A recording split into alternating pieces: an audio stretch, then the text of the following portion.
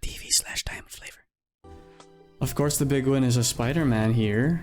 No need for any introduction. I mean, it's got a million views by now.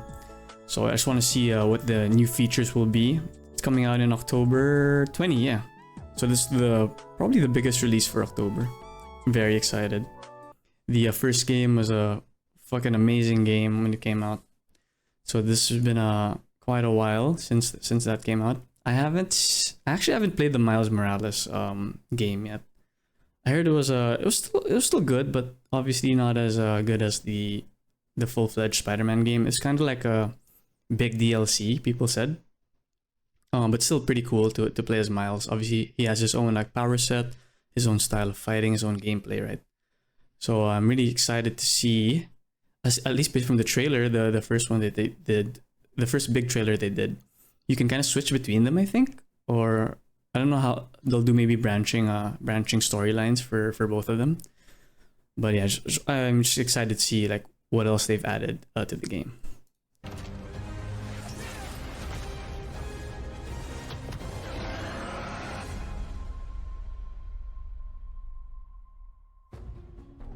This is Brian Intihar, Senior Creative Director at Insomniac Games. Thank you for all of your amazing feedback to our demo at the showcase earlier this year. Marvel's Spider-Man 2 is filled with an amazing story and story missions. But today I'm here to provide you with a first look at how the open world experience is evolving and how the game is built to take full advantage of the PlayStation 5. Yeah, how did they make it bigger? I heard the game is even bigger. The first thing you notice is that our city is nearly doubled in size with the addition of two iconic New York boroughs, there you go. Queens and Brooklyn. Shit. And we've introduced the web wings, an entirely new mechanic that, when combined with web swinging, allows you to traverse the city in a whole new way and at faster speeds than ever before. Dude, the web wings remind me of I'm not sure if I'm remembering it correctly. Maybe Infamous 2, or not Infamous Second Son, or that old game from the Xbox 360, a Prototype. Wasn't there like a mechanic like that, or you can kind of evolve to fly or something, or traverse really quickly? I can't really remember exactly, but I'm just getting that feeling. But yeah, swinging in general felt so fucking good. Like this game, there were times when I was playing the first Spider-Man on PS4, I wouldn't even like fight anyone. I would just swing through one end of New York to the other because it's just so relaxing. It's so satisfying to nail the combos and just swing and swing and swing. And especially if you got a nice time of day in the game, like sunset or something, you start from the highest building, you jump down, and you just keep swinging and swinging. So super excited to see that they basically doubled the map. They're adding like basically flying in conjunction with swinging. So that alone, I'm already so excited. Whether it's a neighborhood backdrop of Queens or the fireworks that light up the sky over Coney Island, exploring these areas will feel much different than the towering skyscrapers of Manhattan, while also delivering memorable locales like Peter Parker's old stomping grounds in Midtown High and Miles Morales' current place of learning, Brooklyn Visions Academy. Oh yeah, Visions Academy. What's up? Speaking of our it's heroes, in the movie. Marvel's Spider-Man 2 will introduce the ability to switch between the two wall crawlers in the open world. And, thanks to the power of the PlayStation 5, you can make that switch almost instantly. Yeah, that's huge. Delivering a bigger city and playing as not one, but two spider heroes were big goals for Marvel's Spider-Man 2. But this time around, it was equally important to provide a greater sense of exploration and discovery. As you progress through the main story, a number of new activities and storylines will become available. The majority of those will now be represented by visual cues in the world that grab your attention, such as a flock of Kraven's Talon drones circling a building, a mysterious symbol projected into the sky, or even an unfamiliar spider-bot ping emitting from one of the rooftops. Many activities, like the hunter's cloaked blinds that overlook the Big Apple, lead to even greater challenges, yet yield worthy rewards and new information about Marvel's greatest hunter, Kraven. Others will lead to a climactic showdown with Marvel villains not yet seen in the Spider-Man universe.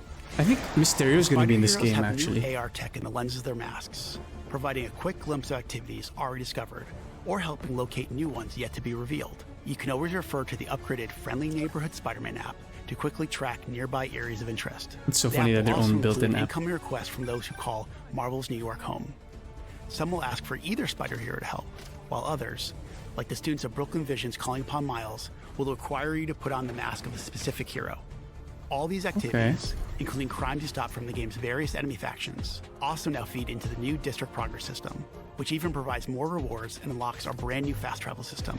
As you can see here, the PlayStation 5 and its SSD means you can move across the city with very little downtime. So, just to absorb all the information. Hey, what's up, Andy? Thank you for joining the stream. Just doing some quick reacts right now before we play more Lies of P. But yeah, dude, I really I really appreciate the fact that they're continuing and maybe even enhancing that. The way they do quests is more things happen in the game even without you prompting it, and then it's just up to you to kind of react to it, right?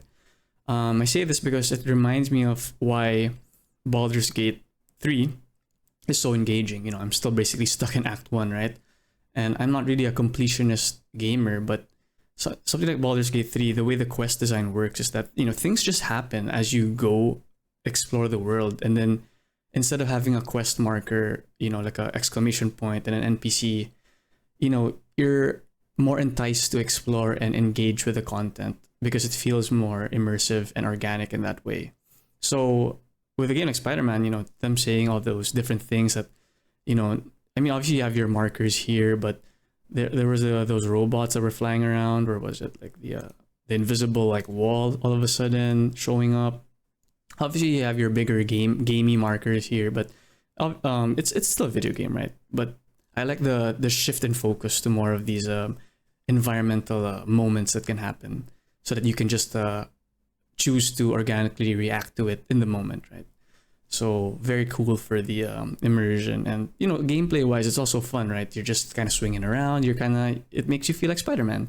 You're swinging around your friendly neighborhood, and then something happens, something catches your attention, and then boom, you just jump into action. So really nice that they're continuing it and adding more flavor to it as well, with, you know, the different villains that are going to pop up in the game.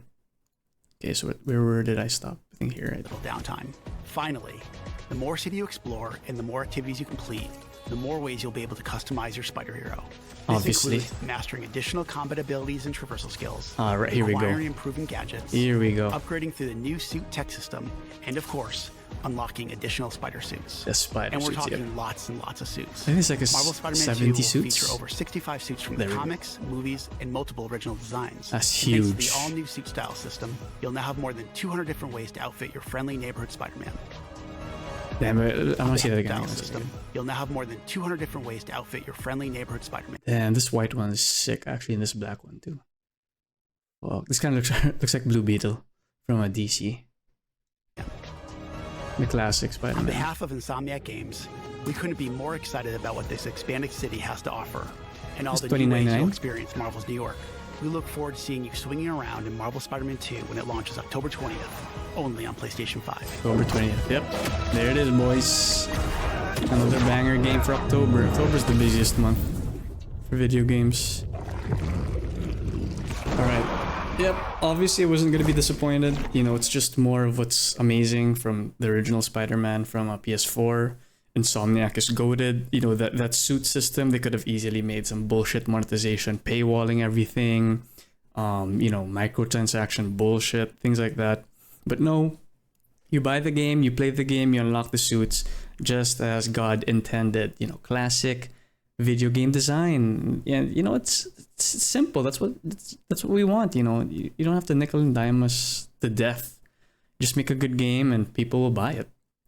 Don't you know, it's not that complicated, really. But yeah, super excited for this game. Obviously wasn't going to be disappointed from the trailers alone. It's just more of what made the first Spider-Man amazing. I'm excited to see the villain cast for this game. They had like the Sinister, was it the Sinister Six from the first game? I remember like Vulture was there, and Electro, Doc Ock, obviously. That was an amazing storyline as well, the way they implemented it in the game. So, but now we're getting Venom. You know, Venom, classic, one of the most recognizable Spider-Man villains. He's my favorite. Well, I guess depending on what version, right? He could be an anti-hero.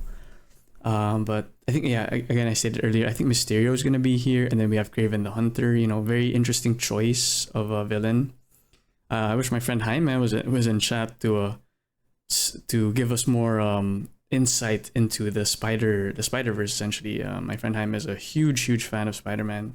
Knows a lot about their lore. So, but in general, obviously, it's just fun. And Spider-Man is such a, in terms of making a game, you know, his character design has such inherent fun gameplay to it because of the way he moves, the way he interacts with the world, his personality, the many suits he has, the many versions. So such an easy win, and I'm so glad that Insomniac is just doing more of the same, just more, yeah, more of the same. So very, very excited for this game to come out. Probably in my top three games that I'm most excited for the year. I'm not sure if it's gonna win Game of the Year this year with Baldur's Gate 3 blowing everything out of the water, but it's probably this. Just personal for me, my preference. Spider-Man 2, Lies of P, and Warhammer, Space Marine 2 are my top three anticipated games for the year. Just because I like the lore, I like the gameplay, and all those little things. But yeah, super cool, super happy.